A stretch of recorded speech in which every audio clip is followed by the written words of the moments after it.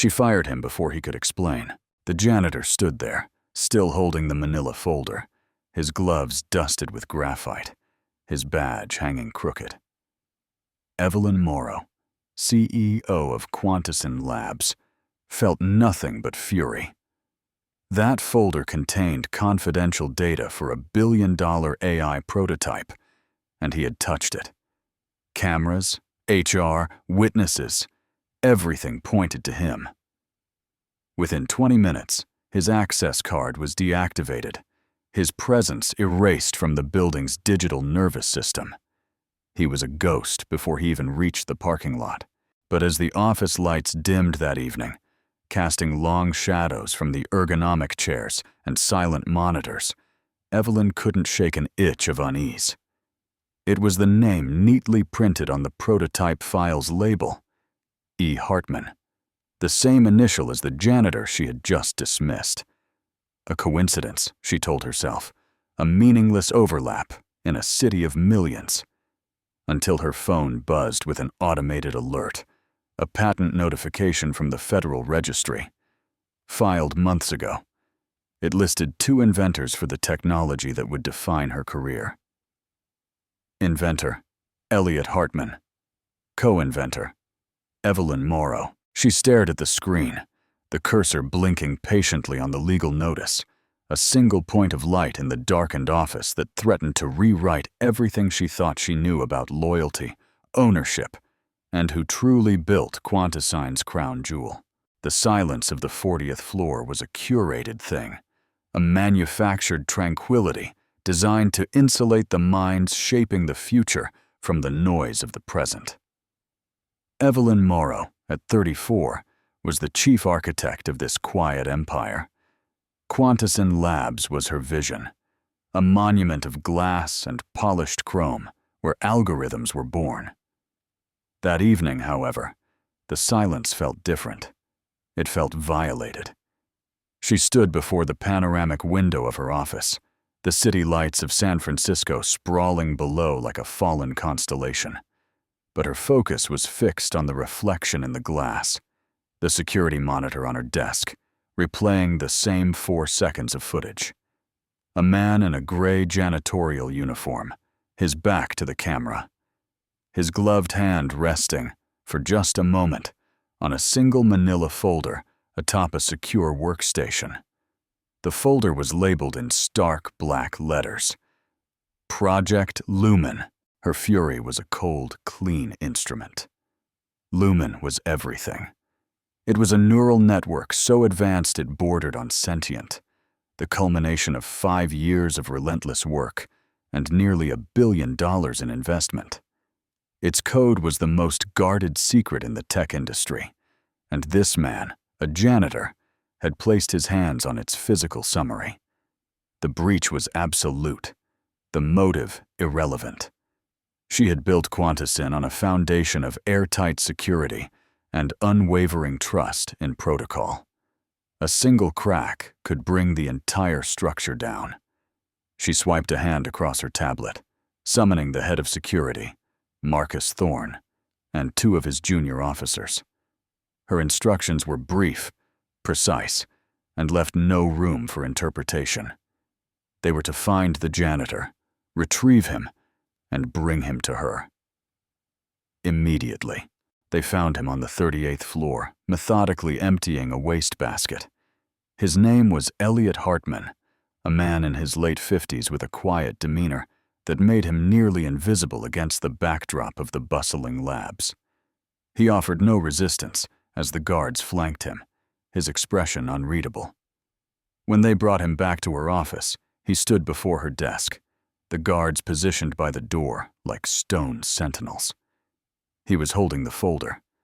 In the sterile, blue-white light of her office, he seemed out of place, a relic from a simpler, analog world.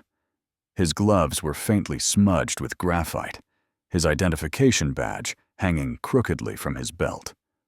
Evelyn remained seated, the leather of her chair groaning softly as she leaned forward, her gaze unwavering. She pointed a single, steady finger at the folder in his hands. "Put it on the desk," she said, her voice devoid of warmth. It was the first she'd heard of it, a detail that now solidified her resolve. Evelyn felt the last flicker of professional courtesy extinguish. This was no longer a misunderstanding. It was an act of industrial espionage, clumsy and pathetic in its execution. She picked up her desk phone and dialed Human Resources. "I have an employee in my office, Elliot Hartman," she said, her voice like ice. "His contract is terminated, effective immediately. Disable his access card and all credentials. He is to be escorted from the premises and is not to be allowed back on Quantisin property. Is that clear?" She didn't wait for a reply, hanging up the phone with a decisive click. The entire exchange had taken less than a minute. She looked back at Elliot, expecting to see shock, or anger, or perhaps even fear. She saw none of it. He simply stood there, a quiet resignation in his posture. As the guards moved to lead him away, he paused. He looked not at her, but at the file on her desk. A small, almost imperceptible scar, a pale white line, was visible on his wrist as his sleeve pulled back slightly. "You're holding the wrong file," he said, the words hanging in the air, heavy with a meaning she couldn't grasp. The guards let him out, their footsteps echoing softly on the marble floor. Evelyn was left alone in the vast, silent office. She dismissed his final words as the nonsensical parting shot of a guilty man. The file was exactly where it should be, its contents priceless. She opened it, scanning the familiar schematics and data flow charts. Everything was in order. Yet, as her eyes traced the title page, she felt a strange prickle of unease. The project lead was listed, as always, Evelyn Morrow.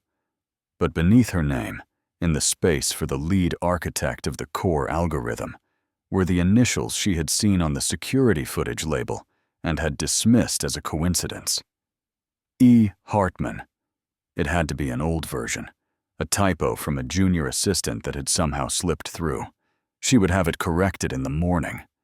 She closed the folder, the quiet snap echoing in the empty room, and tried to put the janitor and his strange, final sentence out of her mind. The city outside her window had fully awakened, its arteries of light pulsing with a relentless energy that Evelyn usually found invigorating. Tonight, it felt mocking. She had spent the last 3 hours trying to work, to immerse herself in data projections for the upcoming quarter, but her mind refused to cooperate. It kept drifting back to the janitor, to the unsettling calm in his eyes, and the quiet finality of his last words. "You're holding the wrong file." It was absurd, the kind of defiant nonsense an employee might utter in a moment of panic. And yet, it clung to her thoughts like static. The initials on the folder, E. Hartman, felt less like a coincidence with each passing minute, and more like a loose thread in a perfectly woven tapestry. She attributed the feeling to exhaustion, the byproduct of running a billion-dollar company on 5 hours of sleep a night. The company was her life, and any perceived threat, no matter how small, was amplified in the echo chamber of her own expectations. Just as she was about to finally pack her briefcase and surrender to the night, a soft chime emanated from her desktop. A new email. The sender was an automated address from the United States Patent and Trademark Office, a notification she received several times a month. She almost archived it without a second glance, assuming it was a routine update on one of Quantisin's dozens of pending applications. But the subject line caught her eye, freezing her hand mid-motion.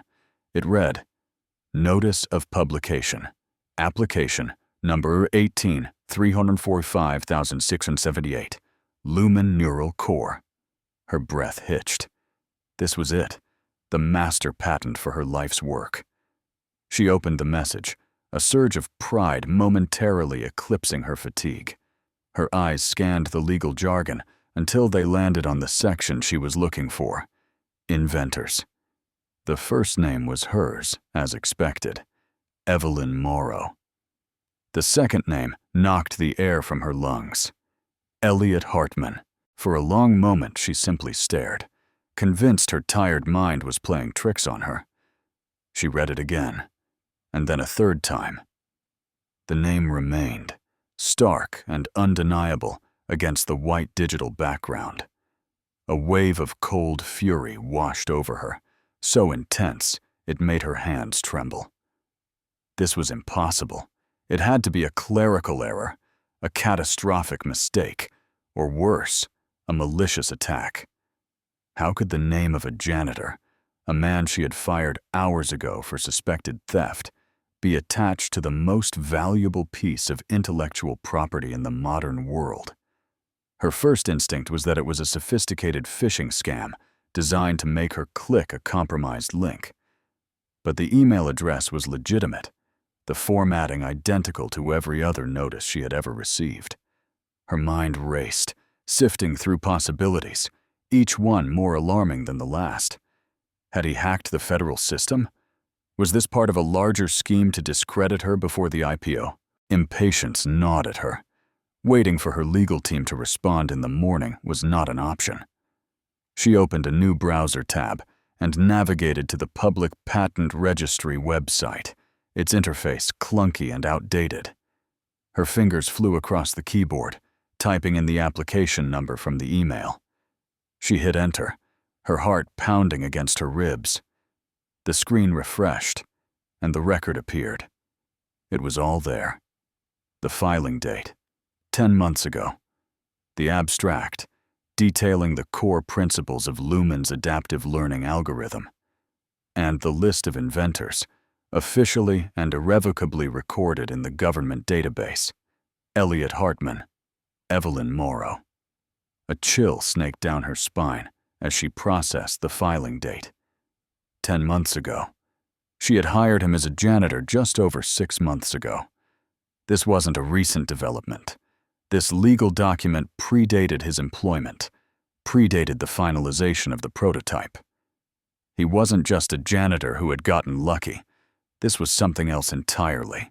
Her suspicion pivoted away from the man himself and toward her own inner circle. Who knew about this and kept it from her? She grabbed her phone and dialed the private number of her chief technology officer, Miles Rourke. He was her second in command, the only other person who understood the intricate beauty of Lumen's code. He answered on the second ring, his voice thick with sleep. "Evelyn, is everything all right?" She didn't waste time with pleasantries. "Miles, I just received a publication notice for the Lumen patent. Elliot Hartman's name is on it, listed as the primary inventor." There was a pause on the other end of the line, a beat of silence that felt too long. "That's not possible," he finally said, his voice suddenly sharp and alert. "Let me make a few calls. There has to be an explanation." He promised to call her back and hung up. Evelyn paced her office, the city lights blurring into streaks as she walked. Miles was efficient. He called back in less than 15 minutes. "Okay, I have something," he began, his tone now a careful blend of concern and corporate reassurance. "Our outside counsel is looking into the filing, but I did some digging on Hartman myself. It seems he has a history. He was a junior engineer at OmniGen a decade ago. He filed a lawsuit against them, claiming they stole an idea from him. He lost the case badly. The man is a professional litigator, a patent troll. He must have gotten wind of Lumen through a leak and found a way to attach his name to it to build a case for a settlement. It's a shakedown, Evelyn. A classic revenge fantasy from a washed-up engineer." The explanation was plausible. Clean. It painted Elliot not as a thief, but as a predator of a different kind, a schemer exploiting the system for a payday. It almost made sense. It almost calmed the storm in her mind. As she was processing Miles's words, her desk phone rang. It was Marcus, the head of security. "Sorry to bother you so late, Ms. Morrow," he said. "We've processed Mr. Hartman's belongings from his locker. It's not much, just a change of clothes and a paperback. He did, however, leave something behind in the security office during his dismissal. It's a small USB drive. Standard issue, black. It's got a little white label on it that says Q Delta. What would you like me to do with it? Evelyn's mind was still reeling from the patent, from Miles's story. The drive seemed like a trivial detail, an insignificant piece of a much larger, more troubling puzzle. Log it and hold it in evidence for now, Marcus, she said, her voice distant. I'll deal with it later. She hung up, her gaze drifting back to the patent filing on her screen. The image of the janitor, quiet and resigned, no longer seemed so simple. Was he a victim? A con artist? Or something else entirely?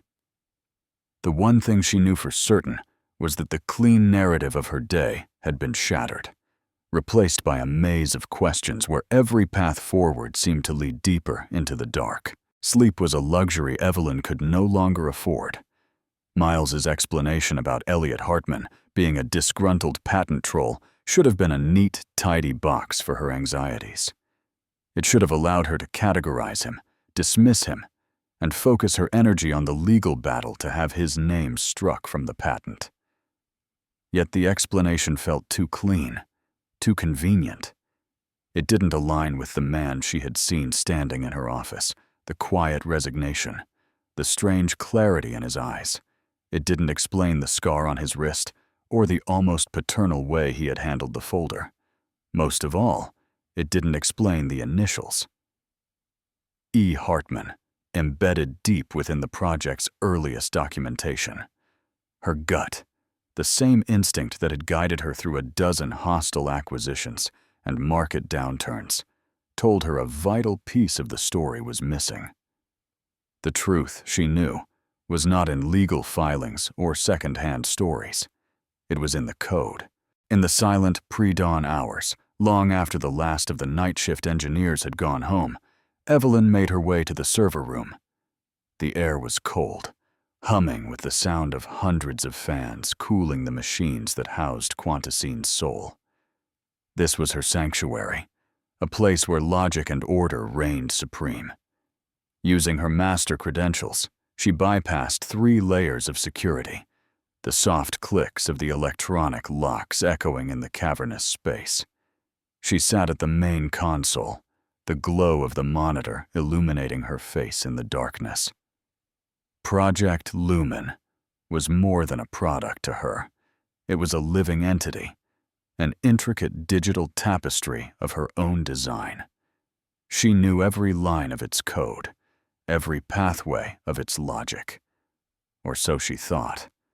She began to scroll through the foundational layers of the architecture, the core programming that had been written years ago, the very bedrock upon which the entire structure was built. It took her nearly an hour, her eyes straining against the dense blocks of text. But then she found it. Tucked away in the most critical section of the neural core, the part of the algorithm responsible for adaptive learning, was a segment of code that was subtly different. It was cleaner, more elegant, and brutally efficient in a way that felt distinct from her own style. It was the heart of the machine, the spark of genius that made Lumen truly revolutionary.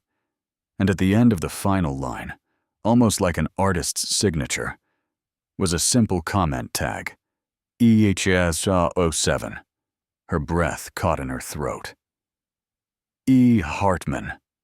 The number 7, she vaguely recalled, was his employee ID suffix. This code wasn't an intrusion. It was a cornerstone. It had been there from the beginning. A cold dread, mingled with a disorienting sense of wonder, began to creep over her. Who was this man who wrote poetry in Python and then spent his days mopping floors? Her mission now had a singular focus: trace the origin of that code block. Who committed it to the server, and from where? This required a deeper dive, an excursion into the system's historical logs, a digital archaeology that was rarely performed and highly restricted. Her own credentials weren't enough. She had to invoke a CEO-level security override that sent automated alerts to both Miles and the head of the board. She ignored the implications, her fingers typing furiously. She filtered the logs by date, going back nearly 2 years, searching for any commits signed with the initials EH. She found a cluster of them, all within a 2-week period. They were the very first building blocks of Lumen. Her eyes went to the source IP address associated with the uploads. It wasn't an address from within the secure R&D labs, nor was it from a recognized off-site terminal. She ran a trace, her heart pounding a slow, heavy rhythm against her ribs. The result flickered onto the screen, and she stared at it in disbelief. The IP address was registered to the low-cost employee dormitories on the east side of the city, the residential block Quantison provided for its maintenance and service staff. The image was so incongruous, it felt like a hallucination. A ghost in the machine, writing the future from a janitor's dormitory. The digital trail was not enough. She needed something tangible, something real. Her mind flashed to Marcus's phone call, to the box of Elliot's personal effects, sitting in an evidence locker in the basement.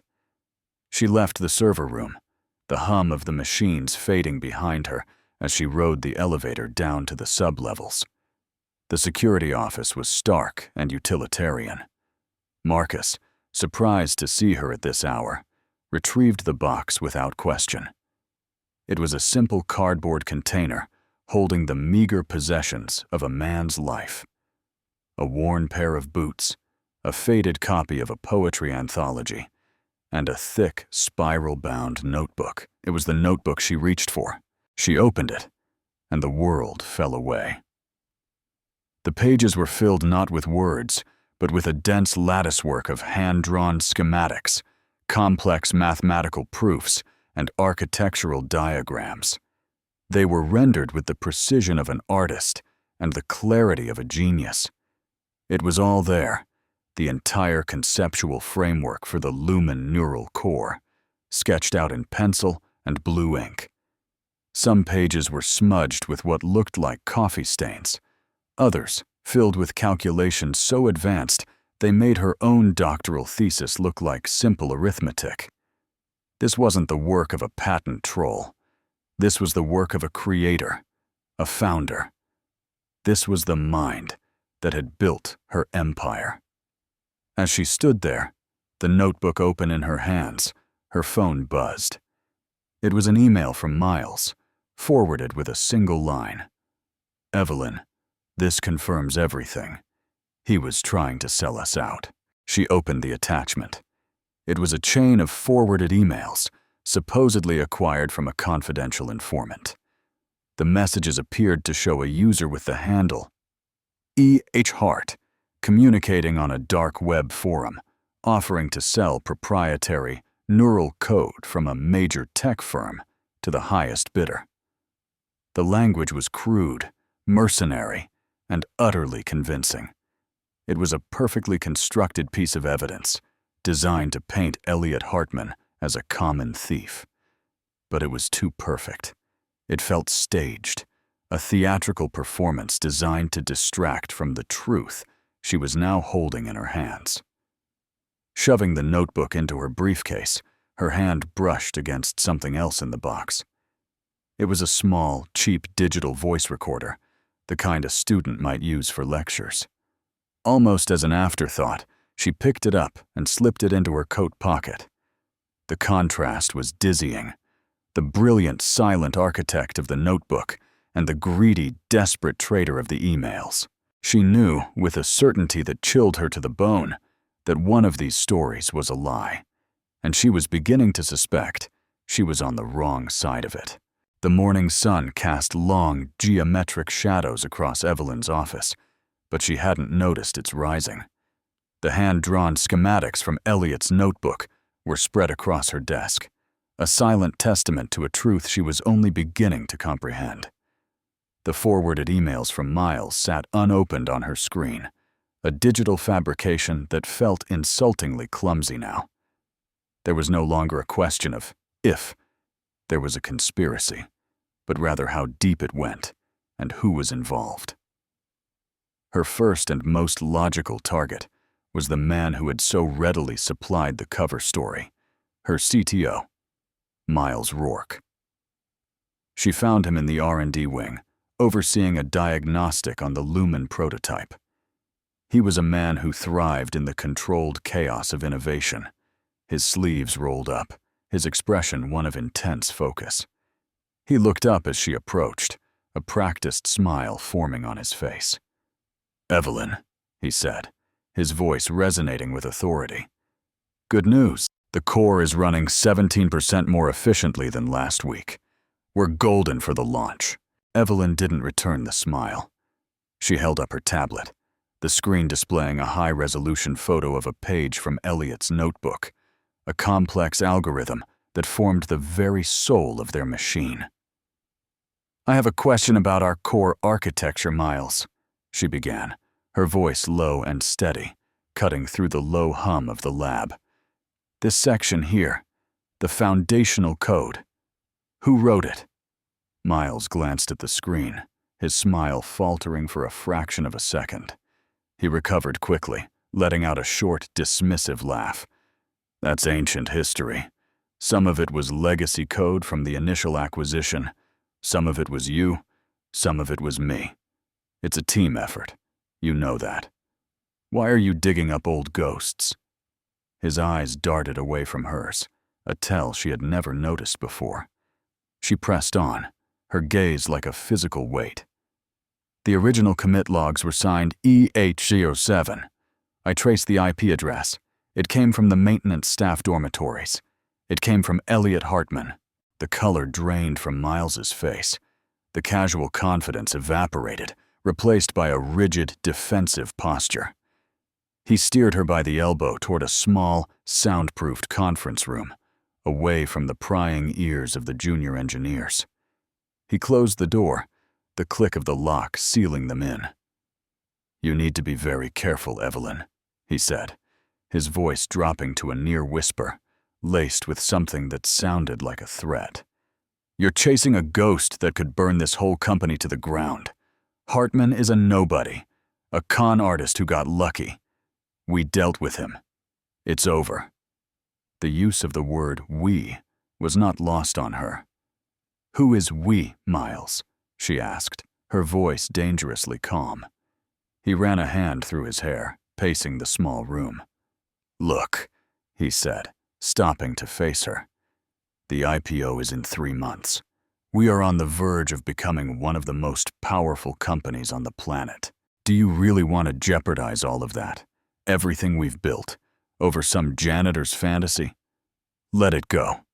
For the good of the company. Let the lawyers handle his ridiculous patent claim, and let's get back to work." He wasn't denying her accusation. He was telling her it didn't matter. He was offering her a quiet deal, her silence in exchange for their shared success. The conversation was over. He had shown his hand not with what he said, but with what he didn't.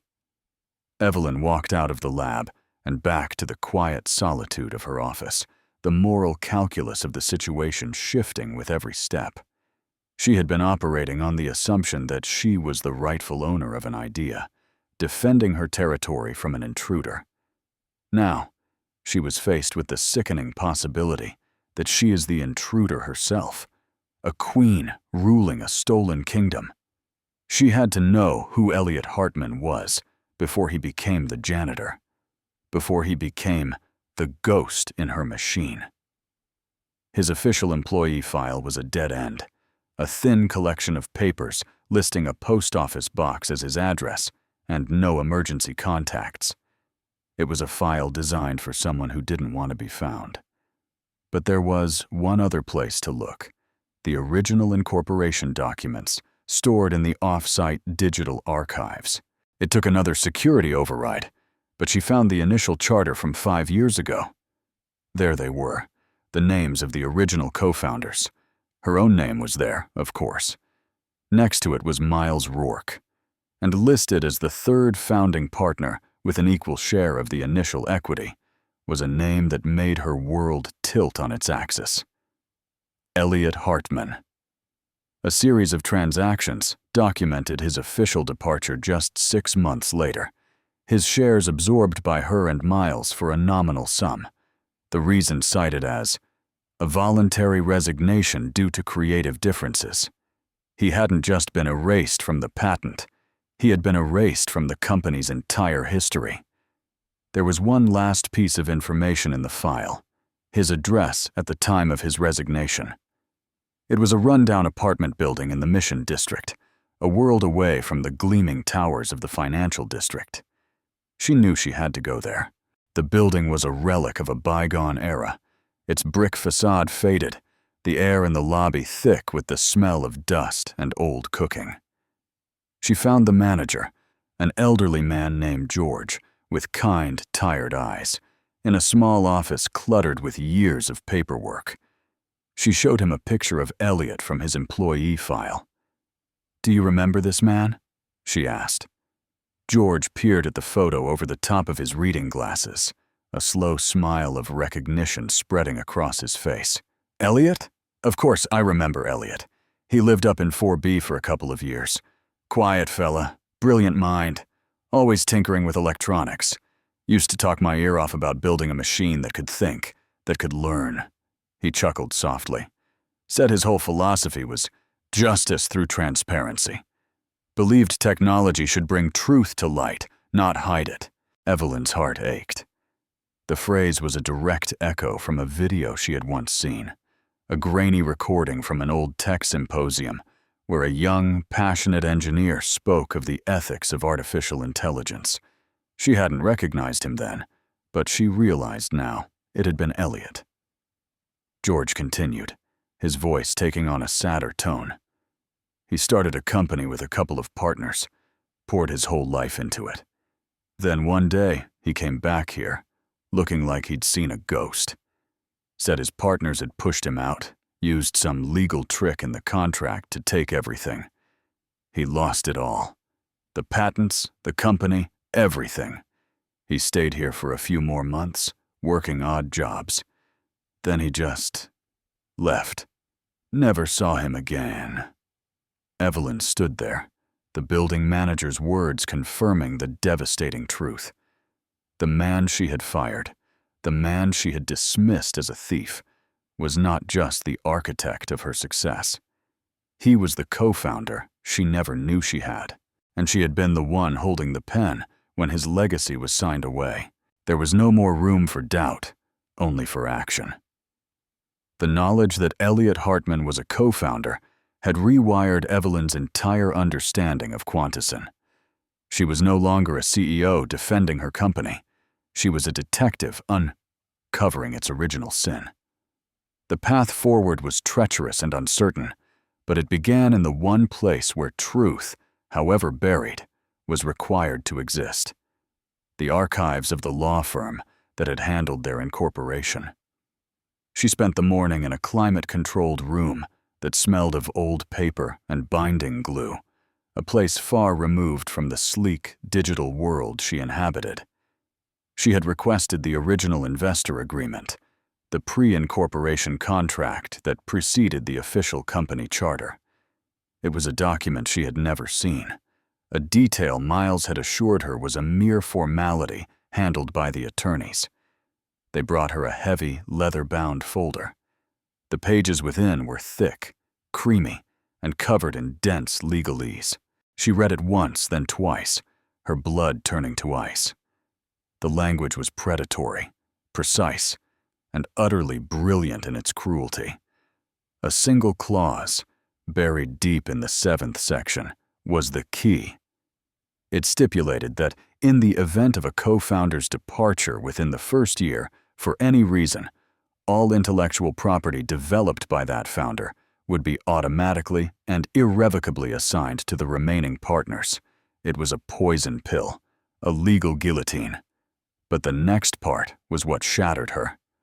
A separate addendum, one she vaguely remembered signing in a flurry of paperwork during a capital raise, explicitly named her as the primary beneficiary of any such reassigned IP.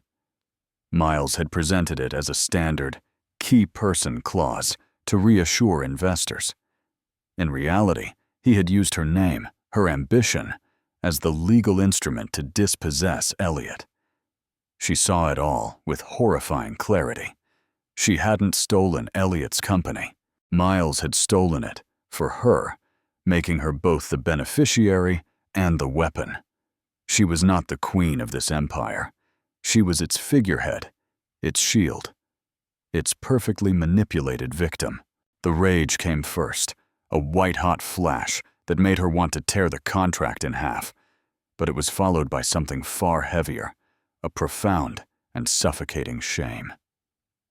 Every condescending glance she'd given Elliot, every ounce of self-righteous fury she'd felt, was now a source of deep self-loathing. She had fired the man whose genius she had unknowingly lived on, and she had done it with a smug sense of authority that now felt grotesque. She left the law firm, the city streets a blur of motion. She needed proof. The contract was damning, but a legal fight could take years. Miles would bury them in motions and countersuits. He would paint her as a co-conspirator.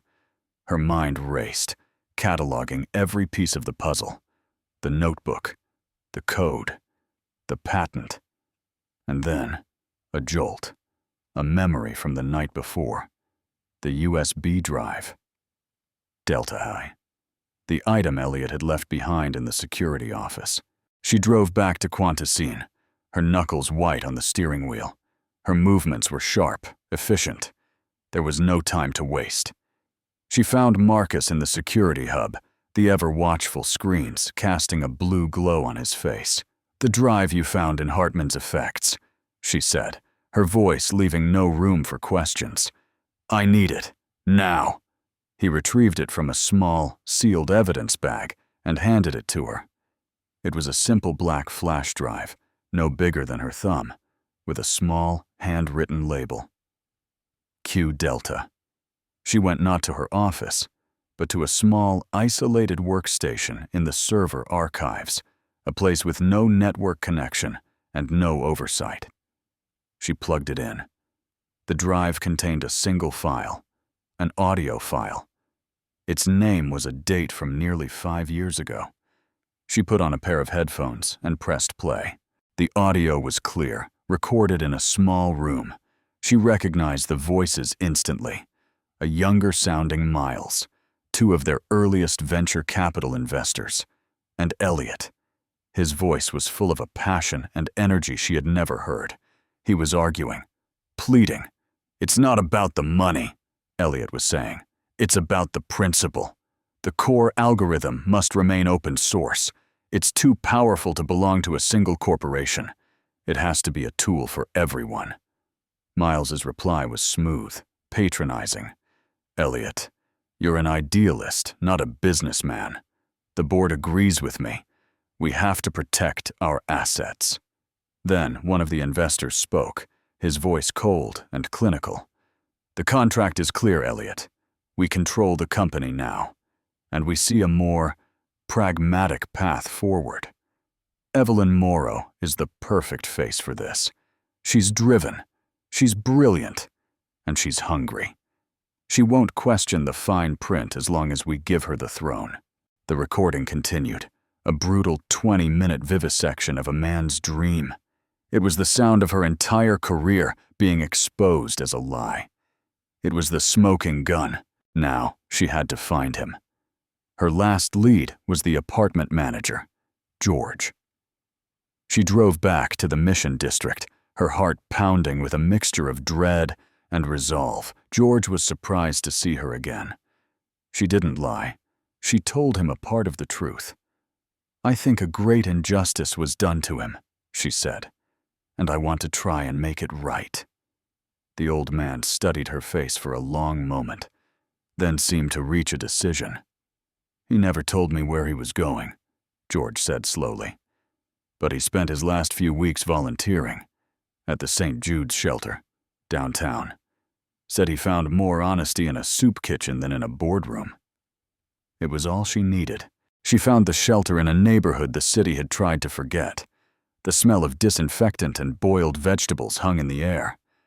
And there he was, standing behind a steel counter, wearing a simple apron, patiently spooning soup into a bowl for a man with trembling hands.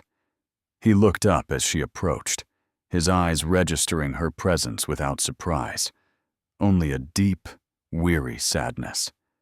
She waited until he was on his break. They sat at a small plastic table in a quiet corner. There were no lawyers, no guards, no 40-floor view, just the two of them. "I know everything," she began, her voice barely a whisper. "The contract, the shares, the recording of the meeting. Miles used me to push you out. I am so sorry." She laid her phone on the table between them, the audio file ready to play. She expected him to demand a fortune, to threaten a lawsuit that would tear her life apart. He looked at her, and for the first time, she saw the full weight of the years of betrayal he had carried. But there was no malice in his eyes, only a profound exhaustion. He shook his head slowly. "I don't want revenge, Ms. Morrow," he said, his voice quiet but firm. "Revenge just creates another broken thing. I don't want the money. I don't want the company." He leaned forward, his gaze intense, not as a janitor to a CEO, but as one human being to another. "You asked me to explain myself in your office. I couldn't. The truth was too big. But now you see it." He gestured vaguely toward the world outside the shelter. Miles and the others, they wanted to own the light, to keep it in a locked box and sell it to the highest bidder. I just wanted to build the lamp. All I ever wanted was for the truth to be seen. He looked at her, a strange and powerful absolution in his gaze. "You have the proof now. So the question isn't what I'm going to do. It's what are you going to do? Don't give me justice. Give everyone the truth. Put the light where everyone can see it." She was a witness. She walked onto the stage to a wave of thunderous applause. The lights were blinding, but she found her mark at the sleek, unassuming lectern. The teleprompter glowed with the speech Miles's team had written for her, a soaring ode to innovation, disruption, and shareholder value. She ignored it. She looked out at the thousands of expectant faces, the countless cameras that would carry her words across the globe in an instant. She took a breath, the silence in the hall deepening, becoming absolute. "Good morning," she began, her voice steady and clear, amplified to fill every corner of the vast space. "We are here today to celebrate a breakthrough in artificial intelligence, a technology that we call Lumen. But my speech today is not about the future. It is about the past. Because you cannot build an honest future on a foundation of lies." When the recording ended, a profound silence held the room captive. Evelyn let it hang there for a beat before she spoke again, her voice now filled with a cold, righteous anger. "The man you heard on that recording, the man whose genius has been the engine of this company, is named Elliot Hartman." A collective gasp went through the room as journalists began typing with frantic speed. After he was illegally forced out of his own company, his name was scrubbed from our history. And a few months ago, desperate to stay close to his life's work, he took the only job he could get at Quantison. He became a janitor. The story was so improbable, so shocking, it was utterly believable. She paused, letting the weight of the revelation settle. "The night I fired him, my head of security implied he was a thief. He mentioned a scar on Mr. Hartman's wrist as a point of suspicion." She leaned into the microphone, her voice resonating with power. "I have since learned the truth of that scar. 3 years ago, before we had our state-of-the-art fire suppression systems, an electrical short started a fire in our old server room. It was 3 in the morning. The only person in the building was a maintenance engineer working late. That engineer was Elliot Hartman. He ran into the flames, not to save himself, but to save the primary data drives, the original, irreplaceable source code for Lumen. He burned his wrist on a melting server rack, pulling those drives to safety. She looked directly at the cameras, her eyes blazing. That scar was not a mark of suspicion. It was a badge of honor, earned while saving the very soul of this company from the flames. The true inventor, and the sole legal owner of this technology, is Elliot Hartman. The fallout was immediate and absolute.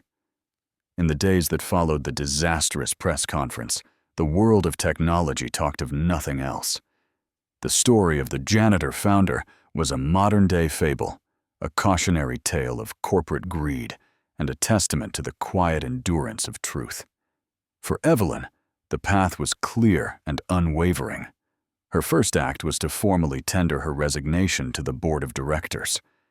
There was no argument, only a somber acceptance. Her second act was to sign a legally binding document, drafted by a team of lawyers she had hired personally, relinquishing all her claims to the Lumen patent and transferring 100% of the ownership, along with her entire stake in Quantizen, to its rightful creator, Elliot Hartman. It was not an act of charity, but of restoration. She was not giving him a gift. She was returning stolen property. The weight that lifted from her shoulders was immense, leaving not emptiness, but a clean, quiet space where her integrity could begin to heal. Elliot did not return to Quantizen as a conquering hero or a vengeful CEO. He arrived one afternoon, unannounced, wearing the same simple clothes he always had. He met with the interim board for less than an hour, not in the main boardroom, but in a small, humble conference room on a lower floor. He laid out his terms with a gentle but unbreakable resolve. The company would be restructured from the top down. A significant portion of its future profits would be placed into a public trust, funding education and ethical research in technology. And the core of Lumen, the beautiful, elegant code he had written in a cramped dormitory room years ago, would be made open source, just as he had always intended. He wanted no office, no title. He only asked for one thing: unlimited access to the lab on the 38th floor, the place where it had all begun. On her last day, Evelyn walked through the halls of the company she had once called her own. It felt different now. Lighter, she saw engineers talking with a renewed energy, their conversations not about stock options, but about possibilities. She ended her tour in the security office, the same place where her journey into the truth had started. She asked Marcus to pull up the archive footage from the night she had fired Elliot. There it was on the screen, the grainy image of a man in a janitor's uniform standing by a restricted workstation. But now, she saw it with new eyes. She saw the careful way he stood, not like a thief, but like a guardian. She saw him gently straighten the files, a gesture not of intrusion, but of care. He was not trying to steal the folder labeled E. Hartman. He was checking on it, visiting an old friend, the physical manifestation of his life's work, which he thought he had lost forever. Evelyn turned away from the monitor, a single, cleansing tear tracing a path down her cheek. She walked out of the Quantizen building for the last time, not as a fallen CEO, but as a woman who had finally chosen the harder, better path. She looked up at the towering spire of glass and steel, a monument built on a silent genius. Justice, she realized, had not come from a courtroom or a legal settlement. It had come from the simple, terrifying courage to admit she was wrong. The world would see a titan of industry who had lost her empire. But Evelyn Morrow knew she had gained something far more valuable. She had found the truth, and in setting it free, she had at last set herself free as well.